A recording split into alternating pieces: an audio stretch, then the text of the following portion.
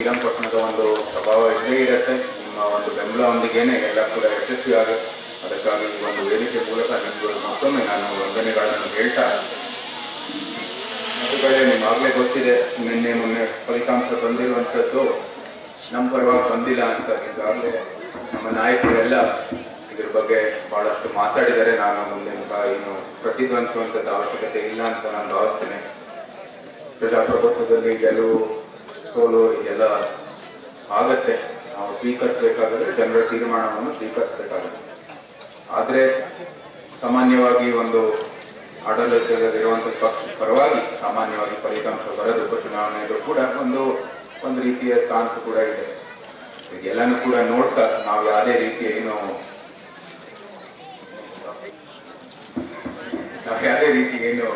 ಉತ್ಸಾಹ ಕಮ್ಮಿ ಆಗುವಂಥದ್ದು ಅವಶ್ಯಕತೆ ಯಾವುದೇ ಕಾರಣಕ್ಕೆ ಇಲ್ಲವೇ ಇಲ್ಲ.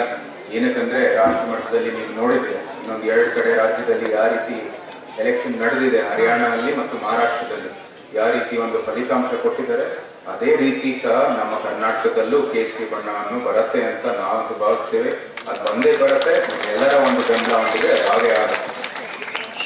ಈಗ ನಾವೆಲ್ಲ ಸಂತೋಷ ಪಡಬೇಕಾಗಿರುವಂಥದ್ದು ಈ ಕಾರ್ಯಕ್ರಮದಲ್ಲಿ ಸುಮಾರು 150 ಜನ ನಮ್ಮ ಭಾರತೀಯ ಜನತಾ ಪಾರ್ಟಿಗೆ ಸೇರ್ಕೊಂಡಿರುವಂಥದ್ದು. ಎಲ್ಲರಿಗೂ ಪಕ್ಷಕ್ಕೆ ಸ್ವಾಗತ ಮಾಡಿದ ನಂತರ ನಾನು ಕೂಡ ಭಾರತೀಯ ಜನತಾ ಪಾರ್ಟಿಗೆ ಇದೇ ವರ್ಷದಲ್ಲಿ ಸೇರ್ಕೊಂಡಿರುವಂಥದ್ದು.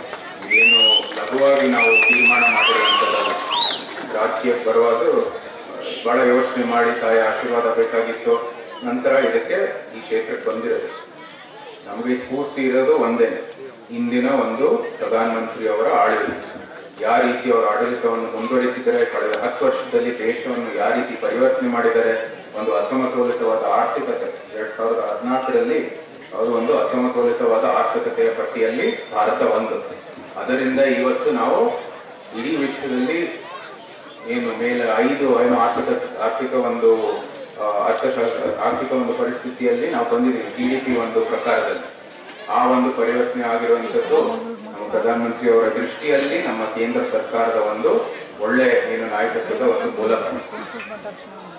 ಎಲ್ಲ ಒಂದು ಬೆಳವಣಿಗೆ ಆಗ್ತಾ ಇರೋದು ಒಂದ್ ಕಡೆ, ಇನ್ನೊಂದು ಕಡೆ ಅವರ ದೂರದೃಷ್ಟಿ.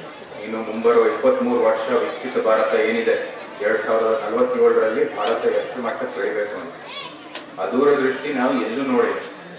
ಸುಮಾರು 60 ವರ್ಷದಿಂದ ಬರೀ ಗರೀಬಿ ಹಟಾವ್. ಆ ಗರೀಬಿನೂ ಯಾವ ರೀತಿ ಬಡವರ ಪರಿಸ್ಥಿತಿ ಉತ್ತಮಗೊಳಿಸುವಂಥದ್ದು ಏನೂ ಆಗಲಿಲ್ಲ. ಬರೀ 10 ವರ್ಷದಲ್ಲಿ ಸುಮಾರು 25 ಕೋಟಿ ಜನರು ಬಡವರ ಪರಿಸ್ಥಿತಿಯಿಂದ ಆಚೆ ಕದ್ದು ಇವತ್ತು ಸಂಪೂರ್ಣವಾಗಿ ಅಭಿವೃದ್ಧಿಯ ಮಾರ್ಗದ ಮೇಲೆ ನಮ್ಗೆಲ್ಲರಿಗೂ ಕಳಿಸ್ತಿರುವಂಥದ್ದು ಪ್ರಧಾನಮಂತ್ರಿ ಶ್ರೀ ನರೇಂದ್ರ ಮೋದಿ ಅವರು. ಇದು ನಾವೆಲ್ಲರೂ ಗುರುತಿಸಬೇಕಾಗಿರುವಂಥದ್ದು. ಎಲ್ಲಕ್ಕಿಂತ ಮುಖ್ಯವಾಗಿ ಭಾರತದಲ್ಲಿ ಸಮಸ್ಯೆಗಳು ಬೇಕಾದಷ್ಟಿದ್ದಾವೆ. ಎಲ್ಲಕ್ಕೂ ಪರಿಹಾರ ಬರೀ ಅಭಿವೃದ್ಧಿನೇ. ಮೂಲ ಸೌಕರ್ಯಗಳು ಕೊಡಬೇಕು, ಜನರ ಹಿತಕ್ಕಾಗಿ ನಾವು ಕೆಲಸವನ್ನು ಮಾಡಬೇಕಾಗಿರೋದು. ಅದು ನಮ್ಮ ಕೇಂದ್ರ ಸರ್ಕಾರದಿಂದ ಆಗ್ತದೆ. ಮುಂದೆ 23 ವರ್ಷದಲ್ಲಿ ಆ ಕೆಲಸವನ್ನು ಪೂರ್ಣಗೊಂಡ ನಂತರ ಈ ಶ್ರೇಷ್ಠ ಭಾರತ ನಿರ್ಮಾಣ ಕೂಡ ಹಾಗೆ ಆಗತ್ತೆ. ಕರ್ನಾಟಕನೂ ಕೂಡ ಅದಕ್ಕೆ ಪಾತ್ರ ಆಗುವಂಥದ್ದು ಭವಿಷ್ಯ ಇದ್ದೇ ಇದೆ. ಸೊ ಅದಕ್ಕಾಗಿ ನೀವೆಲ್ಲರೂ ಕೈ ಜೋಡಿಸ್ಬೇಕು ಅಂತ ನಮಗೆ ವಿನಂತಿ ಮಾಡ್ತೀವಿ. ಪಕ್ಷಕ್ಕೆ ಸೇರ್ಕೊಂಡಿರುವಂಥದ್ದು ನನಗೆ ಇನ್ನೊಂದು ಸ್ಫೂರ್ತಿ ಅಂದರೆ ಈ ಪಕ್ಷದಲ್ಲಿ ಸಿದ್ಧಾಂತ. ಕಾಶ್ಮೀರದಿಂದ ಕನ್ಯಾಕುಮಾರಿವರೆಗೂ ಸಿದ್ಧಾಂತದಲ್ಲಿ ಒಂದು ರೀತಿ ಹೊಂದಾಣಿಕೆ ಇದೆ. ಅದೇನಂತ ಹಿಂದುತ್ವ ಅಂತ ಎಲ್ಲ ಕಡೆ ಹೇಳೋದು ತಪ್ಪಾಗಿ ಅಂತ ಮಂಡಿಸುವಂಥದ್ದು ಕೆಲಸ, ಅಪಪ್ರಚಾರ ಮಾಡುವಂಥದ್ದು ವಿರೋಧ ಪಕ್ಷ ಮಾಡ್ತಾ ಇದ್ದಾರೆ. ಆದ್ರೆ ಹಿಂದುತ್ವ ಅಂದ್ರೆ ಏನಂತ ನೀವು ಅರ್ಥ ಮಾಡ್ಕೋಬೇಕಾಗಿದೆ. ಅದಕ್ಕೆ ಒಂದು ಬಹಳ ಚೆನ್ನಾಗಿರೋ ಒಂದು ಉದಾಹರಣೆ ಇದೆ. ಸ್ವಾಮಿ ವಿವೇಕಾನಂದ ಅವರು ಎಲ್ಲರಿಗೂ ಗೊತ್ತಿರುವಂಥದ್ದು. ಅವರು ಅಮೆರಿಕಾಗೆ ಹೋದ್ರು, ವರ್ಲ್ಡ್ ಪಾರ್ಲಿಮೆಂಟ್ ಆಫ್ ರಿಲಿಜನ್ಸ್ ಅಲ್ಲಿ ಸೇರ್ಕೊಳ್ಳಿ. ಆ ಸಮಯದಲ್ಲಿ ಅವರು ಅಬೌಟ್ ಹವಾಯಿ ನಮ್ಮ ಶಿಪ್ ಇದೆ, ಅದರ ಮೂಲಕ ಶಿಕಾಗೋಗೆ ಹೋಗ್ತಾ ಇದ್ದಾರೆ. ಅಲ್ಲಿ ಹೋಗುವಾಗ ಅವರ ವರ್ಚಸ್ಸು, ಅವ್ರಿಗೆ ಎಲ್ಲೇ ಹೋದ್ರು ಒಂದ್ಸತಿ ಎಲ್ಲ ಜನರು ಅವ್ರ ಜೊತೆಗೆ ಸೇರ್ಕೊತಾ ಇದ್ರು. ಅವ್ರು ಹೇಳುವಂಥದ್ದು ಭಾಷಣ ಇರ್ಬೋದು, ಭಾರತದ ಧರ್ಮದ ಬಗ್ಗೆ ಅವ್ರು ಏನ್ ಹೇಳ್ತಾ ಇದ್ರು, ಅವ್ರದೇ ಆದ ಒಂದು ವರ್ಚಸ್ಸಿರೋ ಕಾರಣಕ್ಕಾಗಿ ಜನರು ಅವ್ರ ಮತ್ತೆ ಯಾವಾಗಲೂ ಬರ್ತಾ ಇದ್ರು.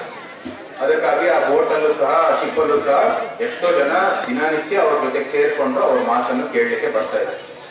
ಆವಾಗ ಒಬ್ಬ ಕ್ರಿಶ್ಚಿಯನ್ ಮಿಷನರಿ ಇದ್ದ ಅಲ್ಲಿ.